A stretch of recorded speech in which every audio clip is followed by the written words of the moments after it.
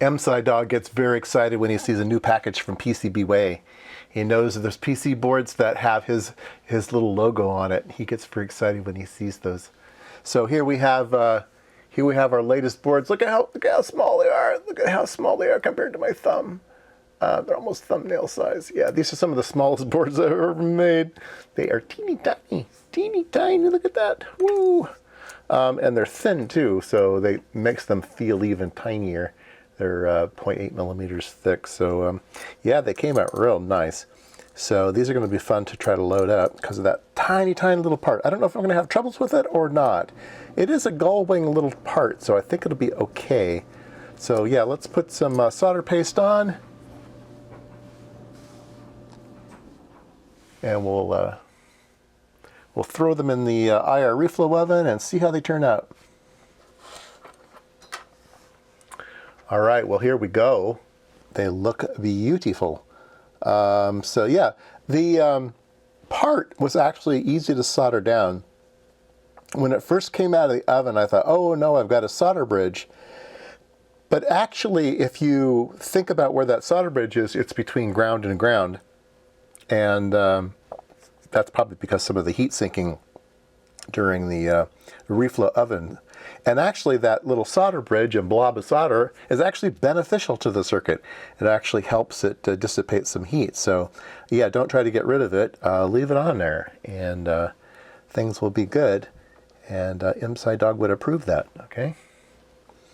All right, so let's hook one up and see if it works. Now it's a 3-volt part, so don't connect 12 volts to it, you'll blow it up.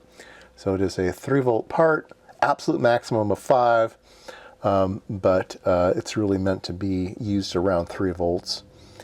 And we'll hook it up to the spectrum analyzer and see how it works.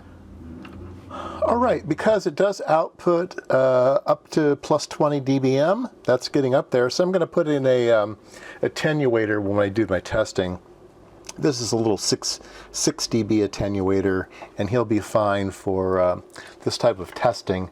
Now we need to make sure that our through is nice and zeroed, so we'll calibrate out any problems with the attenuator. So we will create a through here through the 6 dB pad. All right. So let's go up here to our spectrum analyzer. We will want to sweep it between start frequency of 100 megahertz and stop is fine. It goes up to 6 gigahertz. We'll turn on the tracking generator, minus 20 dBm. We'll do 0 dBm, 0 dBm for the tracking generator, and we will turn that on. And you can see it's almost pretty flat, but we can do a normalize and store. See, store reference and normalize. There we go. Now we get a nice straight line. And let's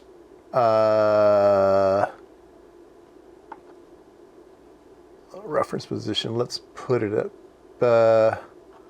Let's put it up here. And let's turn on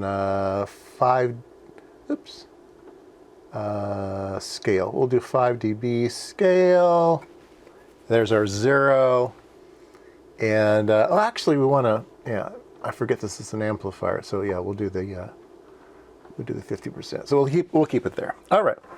So let's come back down here, and we will.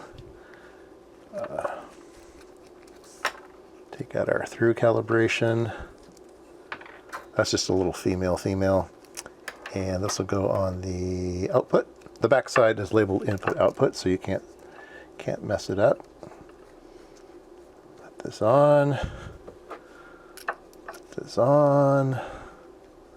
So we'll have 0 dBm going in, and we should get maybe plus 15 coming out, something like that. I don't know. I think these are 13 dB, something. I forget what they are. So we'll hook up some power. I have 3.15 volts.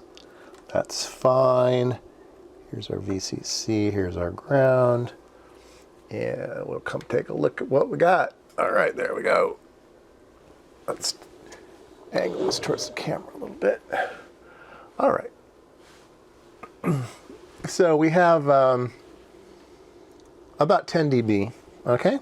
So get something to point with here. So here's our 0 dB line, 5 dB, 10 dB. So we're getting 10 dB of gain here between about 2 and 3 gigahertz. And then it's a bit wiggly down over here. We get up to 15 dB lower on here. So below, where's a marker? What's our marker set at? Marker 700 megahertz. So below 700 megahertz up around here at plus 15.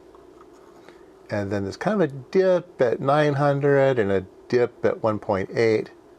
But here from 2 gigahertz to 3.2 gigahertz, it's nice and flat, and about 10, 11, maybe 12, yeah, 11, I call it 11 dB of gain out there. So yeah, it seems to be working great. So the data sheet does say 13.2 dB gain at 2 gigahertz. And we're getting 11. So I think that's pretty good. That's pretty good with all of the values and stuff that I've chosen. I'm not an RF engineer, I just kind of whipped it together, so I think it's fine. I've got 0.01 microfarads going through, and maybe there's a better choice for that, I don't know. And I think I've got the 50 ohm nailed down, doing the calculations and stuff. So yeah, looks pretty good. All right, that was a fun little project. These boards are so small, they would fit in a lot of different places, and you can certainly stack a couple together. Let's see, if this is the in and this is the out, you could stack them. Oops. There we go. You could stack them like this, and put a solder bridge across those there. Now you have a 20 dB amplifier. Now at the store, I'm going to have to go do another chip of the day, because at the store they have another part very similar to this one that is, instead of a 13 dB gain, it's supposed to have a 20 dB gain. These parts were, I think, 65 cents. And I think the 20 dB part was like $1.60. So $1 more got you 7 more dB. So anyway, that's been my extended chip of the day for an MGA-82563 amplifier. It'll go up to 17 dBm, so that's pretty healthy. It'll go up to 6 gigahertz, so that's good too. And it seems to be quite easy to work with, so yeah, I can recommend these. I don't know if they make them anymore, but I always get parts that are always on the dull edge of technology. But yeah, these have been fun.